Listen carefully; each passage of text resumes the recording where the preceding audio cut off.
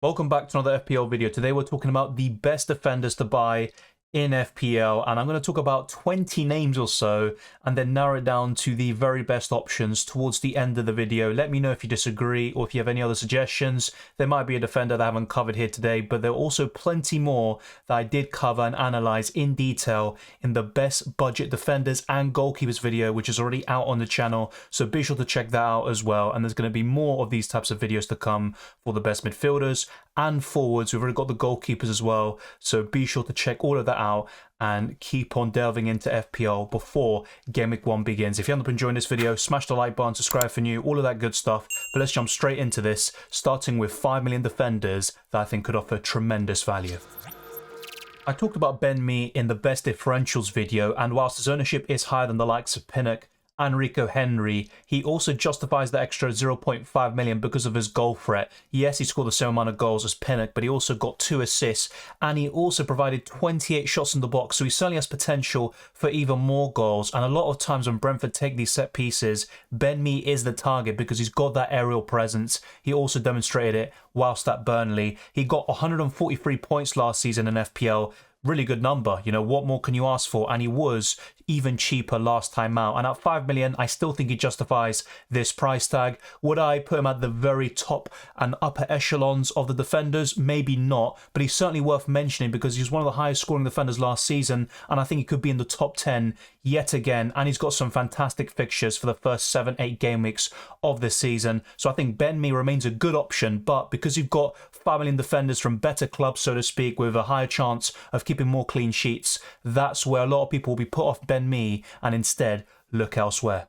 Pedro Porro is certainly the most exciting FPL asset that Spurs have to offer defensively, and he's got that attacking potential. He got 3 goals and 3 assists, and he joined in January, and at Sporting Lisbon he was putting some of the very best numbers of any wing-back in Europe. And whilst the Portuguese league might be weaker, so to speak, compared to the Premier League, it's still a top league, one of the very best in the world, and Pedro Porro has demonstrated plenty of quality before, so I think he could be a fantastic option at 5 million this season, even better than Vicario in the goalkeeper position, and also any other Spurs defender like Romero, Eric Dyer, etc. I think Pedro Porro is the one. If he can nail down a spot on the right wing back side, then I think he is going to be one of the very best options at 5 million. And Spurs have some good fixtures from Game Week 3 onwards. You've also got Harry Kane and Son, who will be the 2 best Spurs options overall, but I'd probably put Pedro Porro in 3rd position for the Lily Whites.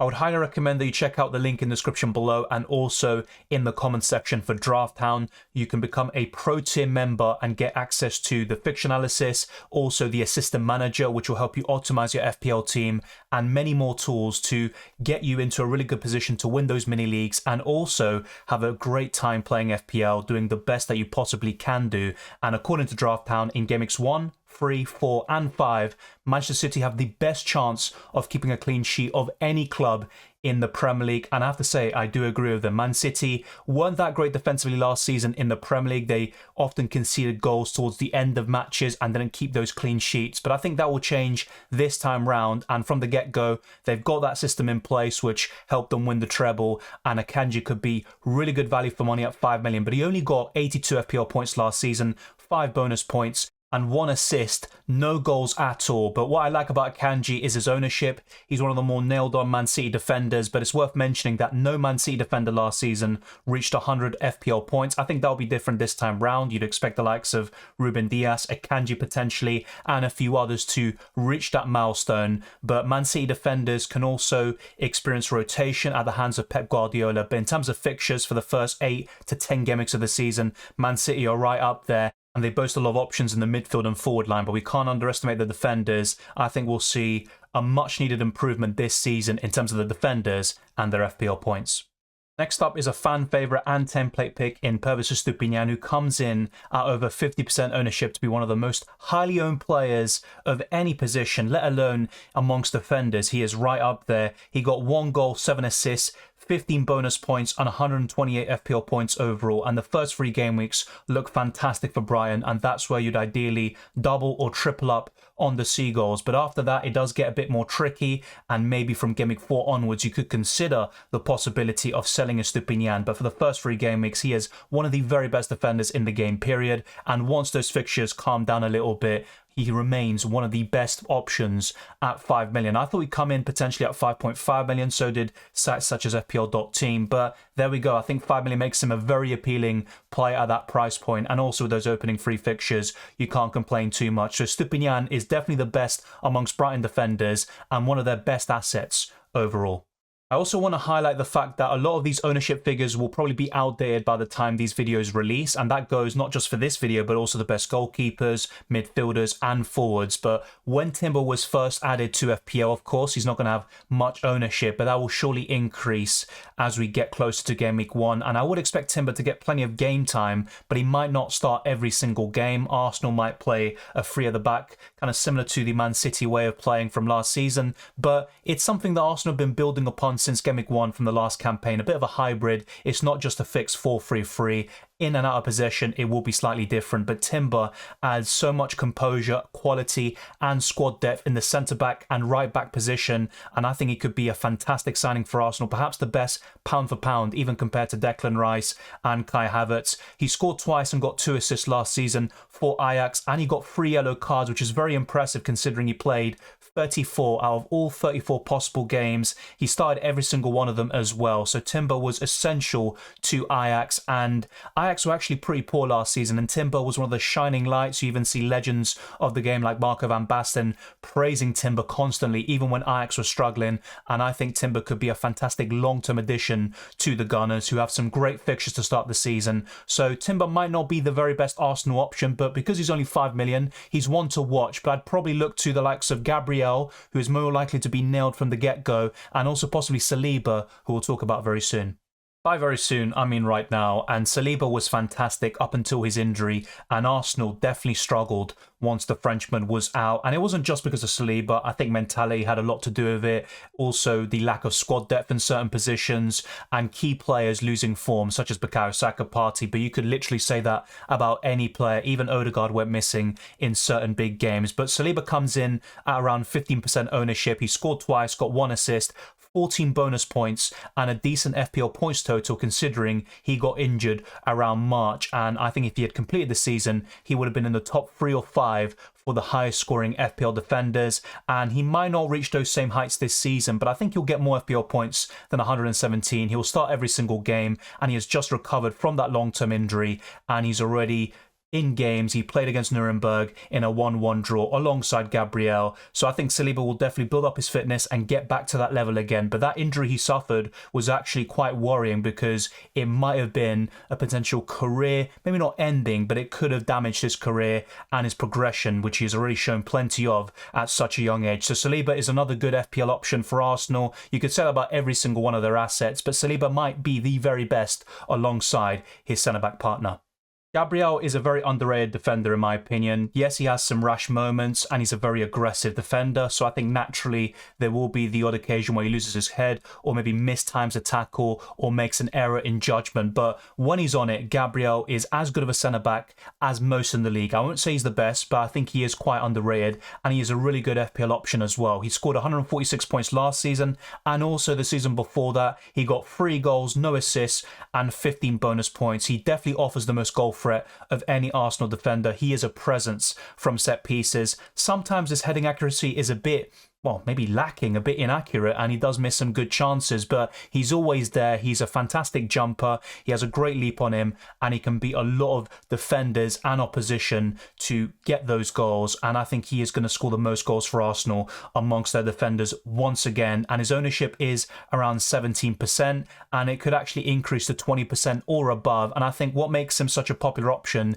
is the fact that he is cheaper than the likes of Ben White, who is probably the other standout Arsenal defender in FPL, but Gabriel is certainly a solid, dependable option. He doesn't get suspended too often. I know he got a red card a few seasons ago, but apart from that, he tends to stay quite composed when he's on the brink of getting a yellow card. Both him and Saliba were actually both on the verge of a suspension, but they went for a period of games without a yellow card and did very well to navigate that period and stay available for Arsenal. I still think Ben White is a great option, but because he's 5.5 million and you've got Saliba, Timber and Gabriel at 5 million, even Zinchenko, I don't think Ben White will be as popular as he would have been at 5 million, where he probably would have had 30, 40, even maybe 50% ownership. I wouldn't be surprised if that was the case. He got 2 goals and 5 assists last season, which is a great improvement on what he's done beforehand. I don't think he scored a Premier League goal before the last campaign. He got 12 bonus points and also 156 FPL points. Now, one thing that Ben White has, which could be a pro and a con, and I've discussed this a lot last season, is the fact that he is the most likely to be subbed off of any Arsenal defender around 60, 70 minutes. And at one stage, I think against Southampton in a 1-1 draw, he came off just before Arsenal conceded, and that obviously played into his hands. But there are other occasions where he might be subbed off just seconds before the clean sheet is secured, and you're going to be left with a 1-pointer instead of a 6 or 7, maybe even more points, which he could have gotten through bonus points as well. But Ben White remains a good option. He's got a bit of attacking threat playing as a right back, but he also experiences stiff competition from Timber, and I think it could be a case of those two rotating. And Ben White had some periods last season where he lost a bit of form, and someone like Timber would have been perfect to slot in and also cover until Ben White recovered that form. But another player that is also the forgotten man is Tomiyasu. I would expect him to get some opportunities, mainly from the bench, but he's also another one who can play centre-back, left-back, and right back. So Ben White will definitely not be as nailed maybe as last season, but he remains a good option nonetheless.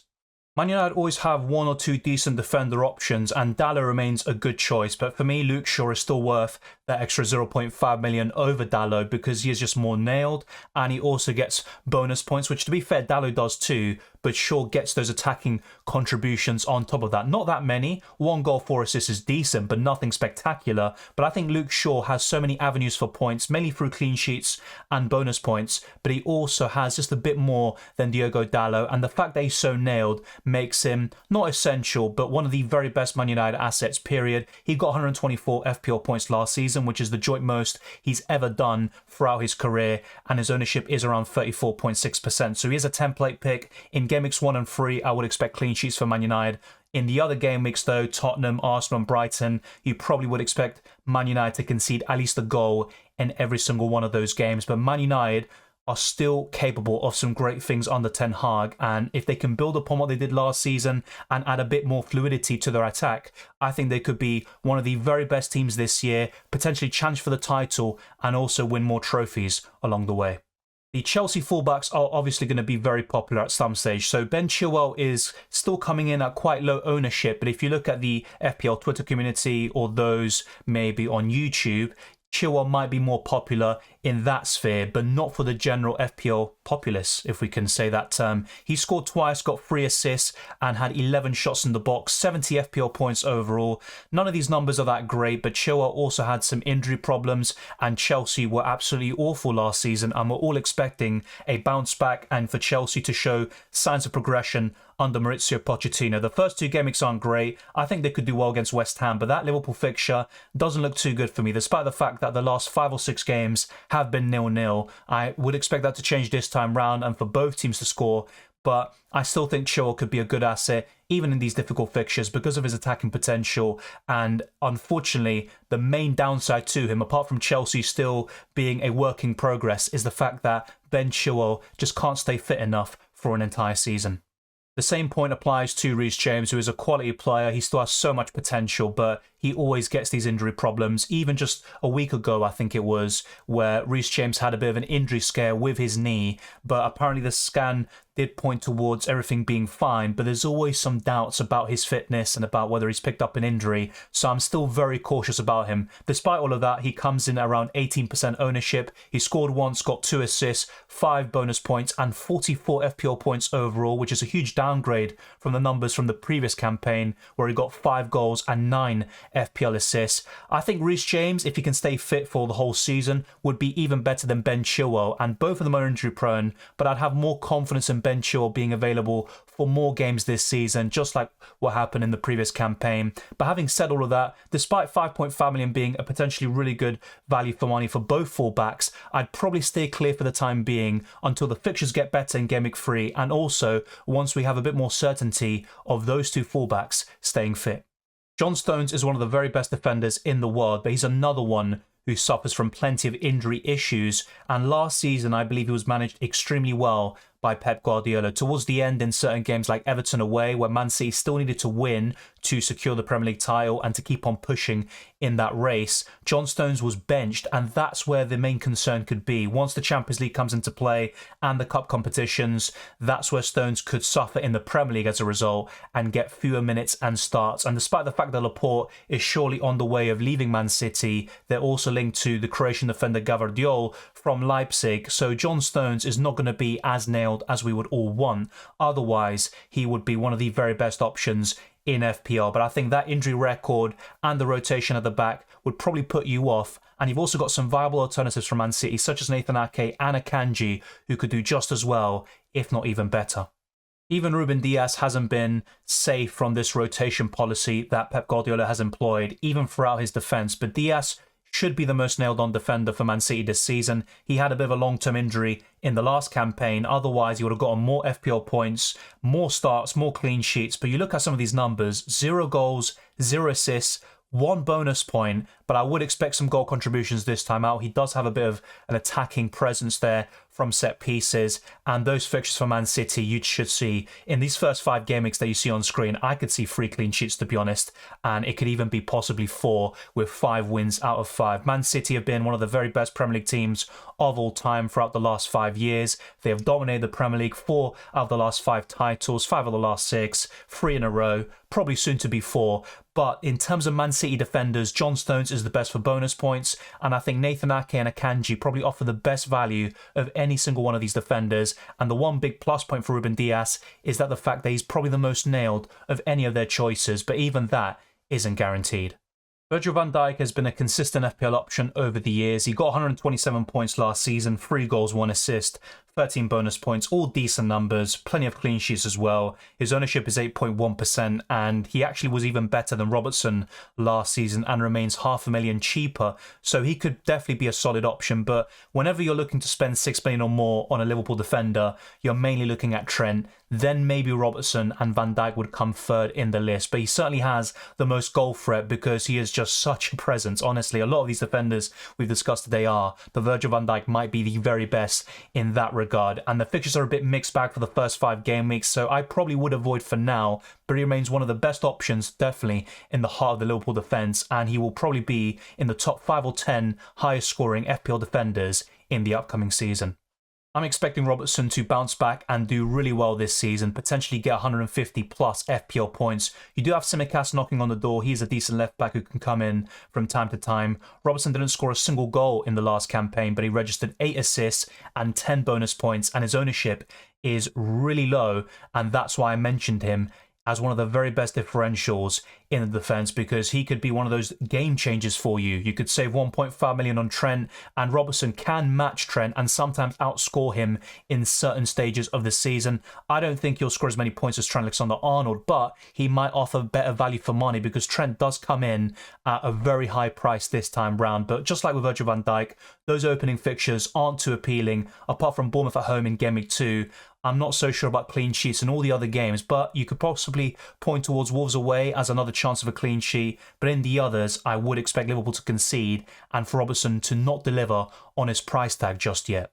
Kieran Trippier was the highest scoring defender last season with 198 points, which is absolutely fantastic. He surely would have broken 200 plus if Newcastle had tightened up a bit defensively towards the end, because they lost a bit of that solidity. They were conceding so many goals and chances at one stage, but Trippier still remained a good option. His attacking threat also died down a little bit. I am surprised to see they didn't register 10 assists in the end at the very least, but still very good numbers. 1 goal, 9 assists, 39 bonus points is crazy for a defender, and he was on course to break the bonus points record set by Cesc Fabregas during his time at Arsenal. And Trippier comes in at high ownership still at 33.9%, but those fixtures are even worse than Liverpool's, and maybe 1 or 2 clean sheets are on the horizon in the first 5 game weeks. But you look at Man City and Liverpool, I would not be surprised if Newcastle conceded 2 goals or more in every single one of those games, despite the fact that they don't get battered very often because they are still a very good side defensively, and you would expect them to build upon their Champions League qualification from last season.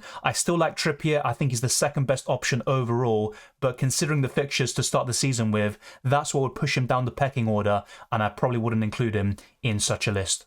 The final defender is Trent Alexander-Arnold, and he comes in at 8 million, which is extremely high, but he does deserve it. Maybe not on the basis of last season. He should have been 8 million before that, but he still is well capable of delivering on that price tag, and he'll outscore probably every single midfielder at 8 million or below. I think Martinelli could give him a good run for his money, but apart from that, I just don't see anyone else coming close. He comes in at 33.8% ownership. He got 2 goals, 11 assists, and 21 bonus points, and still managed to get 156 FPL points despite Liverpool finishing 5th, not keeping as many clean sheets as they've done in seasons past, and Trent having a very slow start to this season. It wasn't until game week 30, once he had a bit of a positional change and played as a inverted midfielder or inverted right back, where he started getting a lot more attacking contributions and bonus points, and Liverpool started looking more like their usual selves towards the very end, but it wasn't enough to secure that Champions League qualification. The Europa League might play a bit of a negative impact on Liverpool's season because of the amount of games, and if they don't finish first in their group,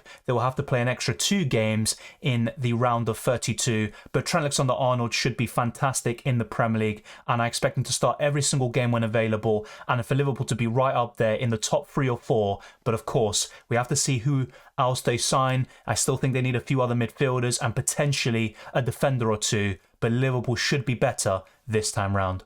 The next 3 names are all defenders that I've discussed in the best budget defenders video. I believe these 3 are the best of the budget options, and they also make it into the top 20 defenders overall. So Rico Henry comes in at 4.5 million. His ownership is around 5.8%. He didn't score a single goal, but got 3 assists, 23 chances created, and also 112 FPL points. He got an assist in pre-season against Boreham Wood in a 1-1 draw, and the fixtures are fantastic. So Rico Henry could be an ideal 4.5 million rotational option alongside a Botman, for example, who's got worse fixtures, and I think that could bode really well, not just in the short term, but also in the medium to long term as well, beyond the first 5 game weeks. So Rico Henry remains a good choice, and he will have the most attacking potential from an assist perspective. He will be the most creative from the Brentford defenders, but you've also got Ben Mee and Pinnock, who will score more goals, and in terms of FPL points, it's going to be very tight once again. Just remember, Pinnock scored the exact same number of points as Rico Henry last season, but I think this time out there will be a clear victor, and I'd probably give the edge to Rico Henry.